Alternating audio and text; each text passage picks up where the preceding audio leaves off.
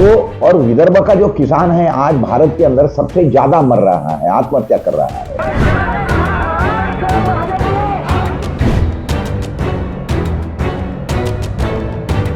हमको विदर्भ सेपरेट करना जरूरी है।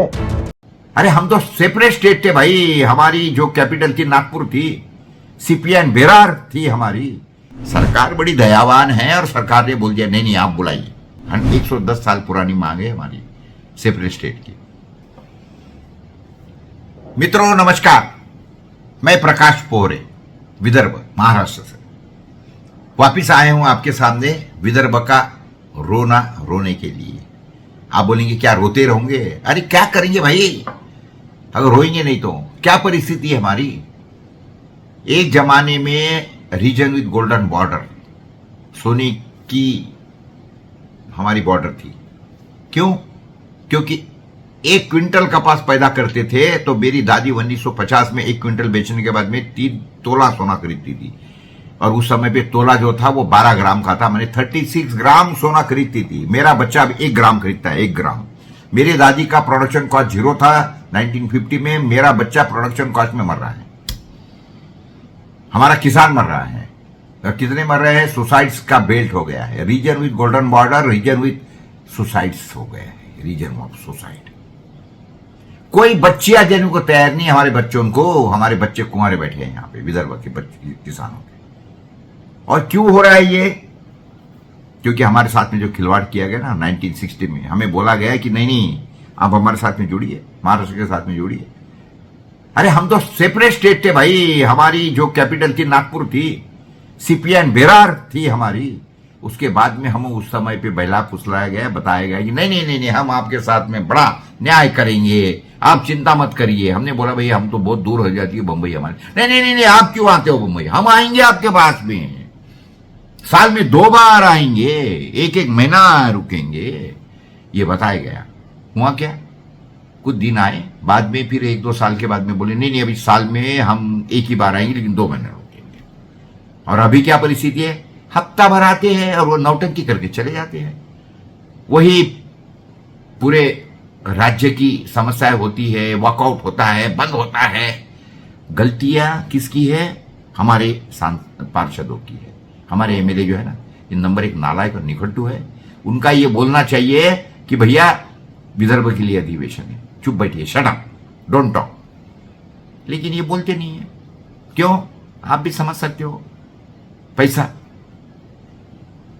सारा चल रहा है, पार्टी हो, सारा पार्टी के पीछे राजकारण चल रहा है, किसी को कोई लेना देना नहीं है।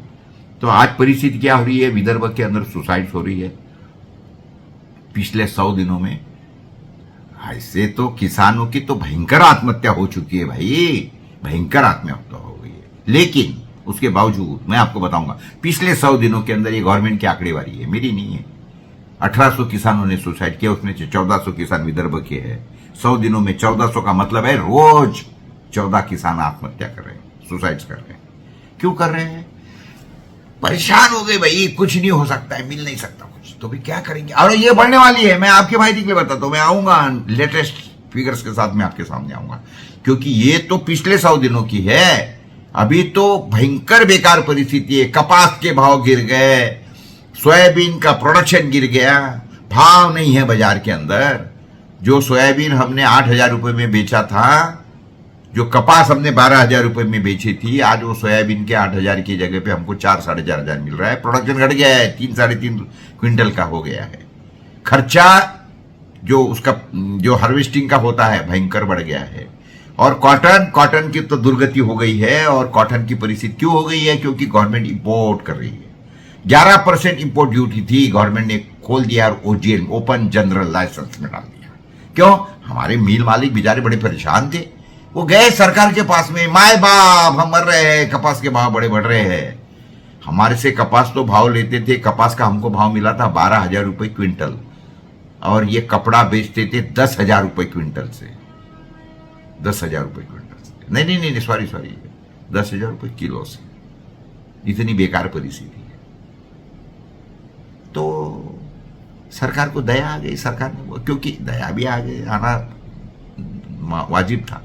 अरे उन्होंने इलेक्शन के बॉन्ड खरीदे भाई, सरकार को पैसा दिया कि आपके इलेक्शन के लिए ये हमारे तरफ से बॉन्ड, और सरकार को दया आ गई, सरकार ने बोल दिया कि ठीक है आप जितना चाहिए कपास यानी जो हमारी जो कॉटन बेल्स है इंपोर्ट करो।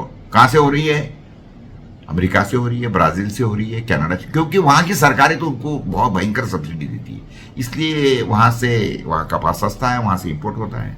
और सरकार ने ओपन जनरल लाइसेंस में डाल दिया, कितना भी बुलाओ, कितना भी, चिंता मत करो, लाइन लेके आओ, आपकी मिलें चलनी चाहिए, लोगों को कपड़ा मिलना चाहिए। और कपड़ा नहीं मिलेगा तो नहीं तो लोग नंगा रहेंगे बेचारे, और कपड़ा नहीं मिला लोग नंगा रहेंगे, हमारी माँ बहनें नंगी रहेंगी। नहीं नहीं, ठीक नहीं, ठीक नहीं। सरकार बड़ी दयावान है और सरकार ने बोल दिया नहीं नहीं आप बुलाइए, कॉटन की बेल सारी है वहां से। तो हुआ क्या नतीजा? हमारे यहाँ की कपास की कीमतें गिर गई। हमारा जो कपास 12,000 रुपए में हमने 2 साल पहले 1 साल पहले बेचा था, हम 6,000 में 7,000 में बेच रहे। भी प्रोडक्शन कॉस्ट नहीं निकल रही है। हमारी प्रोडक्शन कॉस्ट है 12,000 रुपए पर क्विंटल।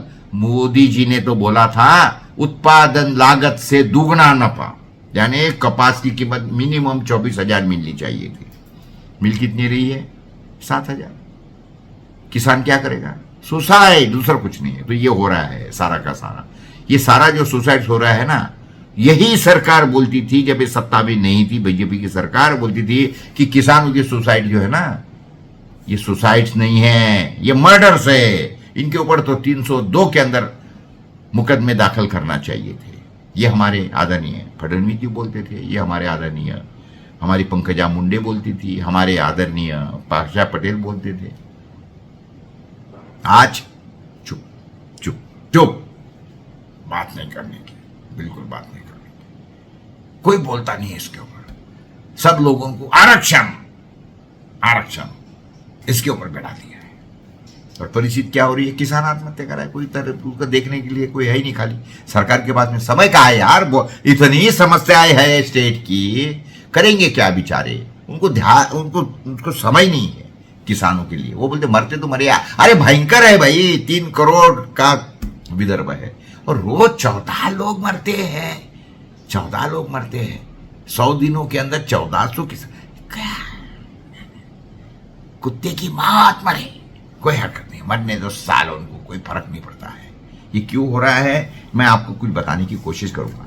हमारे यहाँ पे इरिगेशन की क्या परिस्थिति है देखिए। ऐसा है, विदर्भ के अंदर जब इनके साथ में जुड़े थे ना, हमारा 7% इरिगेशन, आज के घड़ी के अंदर हमारा कितना हो गया? 17%। बिजली हम पैदा करते हैं साहब, बिजली यानी जो गर्मी है ना, वो हमारे जो पिछवाड़ा है ना उसको गर्म करती है। जो उससे जो ऐश निकलती है, जो राखड़ निकलती है, जो प्रदूषण होता है, हम वो झेलते हैं। और हमको बिजली मिलती है 13% हमारे जो एग्रीकल्चरल पंप है उनको लिए। और जो हमारा 11 जिले का विदर्भ है और 10 जिलों का जो है पश्चिम और उत्तर महाराष्ट्र है, उनको बिजली मिलती है 51%। वो जो उनको जो कर रहे हैं ना, उनको जो बिजली मिलती है वो 51% है। क्यों यार? नजदीक बैठे हैं मुंबई से, लेते हैं बेचारे खींच के, और सारे के सारे उनके पार्षद है, वो बेचारे काम करते हैं, सब करते हैं। उनको कहाँ बोलेंगे हम? उनका काम करते तो क्या उनके गले देंगे? यानी जो इफिशिएंट है उनको गले देंगे, और जो हमारे इफिशिएंट नहीं है, नलायक है, निकट्टू है, हमारे पार्षद, हमारे विदर्भ के पार्षद 62%। नंबर 1 नालायक, गधे, हरामखोर, इतना ही शब्द वापरूंगा इनके लिए। चाहे तो उन्होंने मुझ पे मुकदमे दाखिल करना चाहिए, वो कुछ बोलने को तैयार नहीं इसके बारे में। तो हमारे यहां पे इतना बिजली का खेल है, जबकि बिजली हम बनाते, और ये हमारी परिस्थिति है दोस्तों। अभी ऐसा है, हम लोग तो स्वतंत्र स्टेट थे, सीपी एंड बेरार हमारी पहचान थी, लेकिन हमें बहला फुसलाया गया, ये महाराष्ट्र के साथ में जोड़ा गया। आज हमारी ये दुर्गति हो गई है कि ये महाराष्ट्र विदर्भ जो है ये मर रहा है, सिंकिंग स्टेट। कोई रहना नहीं चाहता, ना हमारे बच्चों को लड़कियां कोई देता है, और बोलते अरे कहां दे रहा, वो तो साले मरते हैं, सुसाइड करते हैं। तो ऐसे इसके अंदर अभी हमने ठहरा लिया कि नथिंग डूइंग। 110 साल पुरानी मांग है हमारी सेपरेट स्टेट की। बाकी जो स्टेट की जो डिमांड नहीं थे वो सेपरेट हो गए, हमारी तो पुरानी मांग है भाई। तो अभी हमको सेपरेट विदर्भ लिए सिवा कोई चारा नहीं है। सिर्फ आपका साथ चाहिए। समझिए आप, अगर आपको जीना यहां है, मरना यहां है, तो विदर्भ को अलग करो। हमारा स्टेट, सारे स्टेट जो अलग हो गए ना, वो सारे प्रगति पथ पे है। तेलंगाना देखिए, छत्तीसगढ़ देखिए, वो क्या बोलते, उत्तराखंड देखिए, ये सारे के सारे प्रगति कर, झारखंड की। अरे हमारे पास तो सारी चीजें हैं, कुदरत ने दी हुई, फिर हम क्यों नहीं स्वतंत्र होंगे और क्यों नहीं हम प्रगति करेंगे? प्रगति करेंगे। कोई अच्छे लोग हमको अगर मिले, या अगर कोई ये है, अगर आप समझते हैं कि मैं उस लायक हूं, तो कृपया करके मुझ पर विश्वास रखिए, बिल्कुल विश्वास रखिए।